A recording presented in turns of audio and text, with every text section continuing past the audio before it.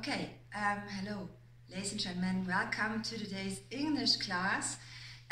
Today we're going to focus on Martin Luther King's speech, the I Have a Dream speech again, but this time with more focus on the stylistic or rhetorical devices. By the way, rhetorical devices and stylistic devices are the same, just one word for, two words, sorry, for one thing. Yes, so the title is I Have a Dream, the Power of Rhetoric.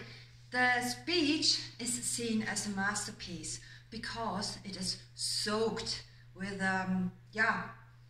anaphora, alliteration, personification, metaphors, enumeration, allusions, a lot of allusions, like for example biblical ones or geographical ones. We are going to do that later on. Today I picked up 3 out of this massive amount, which are as follows: anaphora, enumeration, and personal pronouns. What I forgot to mention, before we start working with those stylistic devices, I want you to print out the worksheet, the excerpt of the speech I sent to you via email, because you're going to work with this excerpt now. And you also need another sheet of paper, an empty one, where you can write down stuff. And you also need, of course, a pencil, a pen, and a text marker, okay? And every time I'm going to ring this bell, I want you to stop the video to do the given task. And when you've done it, you can continue watching the video to get the solution, okay? Okay, so let's start with anaphora. It's the most prominent one in his speech. And, and we are going to talk about what I already mentioned actually. We're going to talk about the function and effects of those stylistic devices. But now, we are going to talk about anaphora.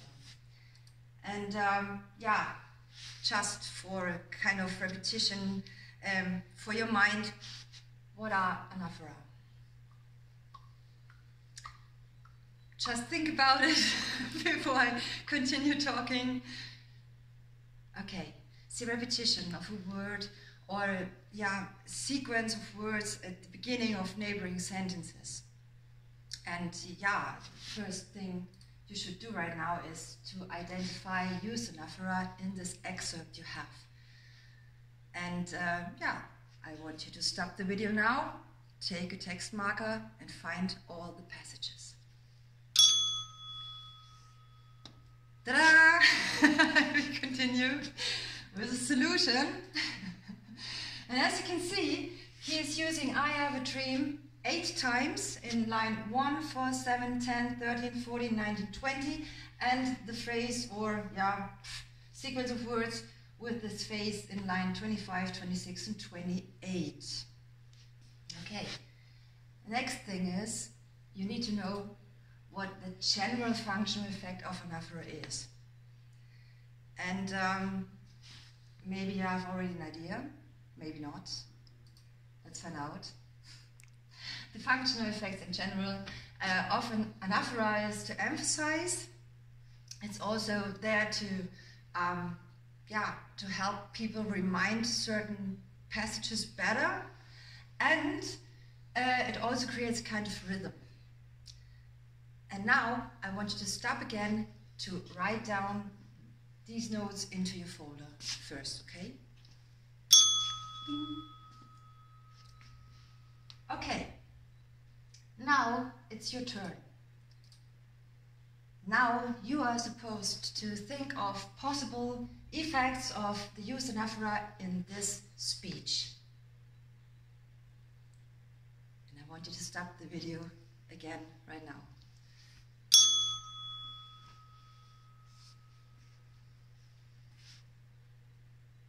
So, here's my solution, but it's not the solution. So if you have any other ideas, feel free to send it via email to me and I can give you feedback if you want to. So you're not necessarily wrong when you have other ideas here. But this is my solution, which is that the excerpt of the speech in this particular excerpt sounds like a song. where the words start with I have a dream, and I have a dream today could be the chorus.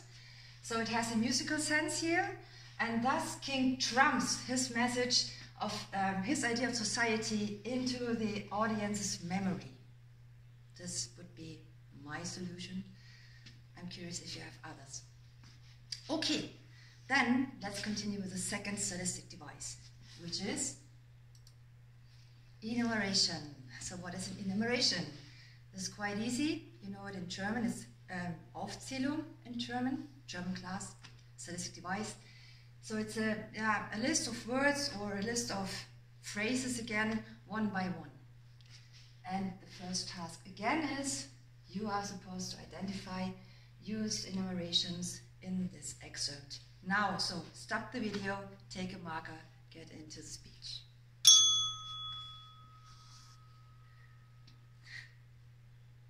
Okay. King is using enumerations 2 times. The one passage here, and the other one I'm going to show you in 10 seconds. Line 21 to 23. Here it says, I have a dream that one day every valley shall be exalted, and every hill and mountain shall be made low, the rough places will be made plain, and the crooked places will be made straight, and the glory of the Lord shall be revealed, and all flesh shall see it together. So we have 6 items he's enlisting here. And the second passage is here. With this faith you will be able to work together, to pray together, to struggle together, to go to jail together, to stand up for freedom together, and so on, in line 28 to 30. And as you might have noticed, there is another stylistic device embedded here, which is together, together, together, together, and together, and this is a repetition. And this often is the case with stylistic devices, that they are combined, and it's the same here. Okay. Again, before you are going to take a look on the effects in the speech, we need to know the general effect of enumerations, and the effects are to accentuate and emphasize something, or to create the feeling of wholeness.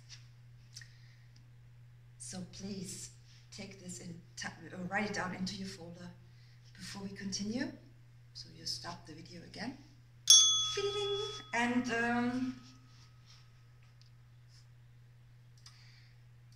we continue with your task. Stop it again and get back into the text and try to figure out what kind of effect these enumerations create in these special passages.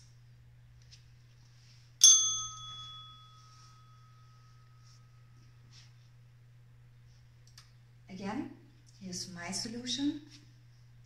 So King emphasizes the positive and negative aspects of blacks and white living together in good times, as well as bad times. And this creates the feeling of wholeness, a feeling of unity. This would be a possible effect of his list. Okay, and the last one, personal pronouns. Okay, who would have thought that such tiny little words like I, you, he, she, mine, yours, theirs, or our could be stylistic devices as well, but they are indeed often in speeches, for example, or in poetry. Again, the first task is to find the word our in this excerpt now.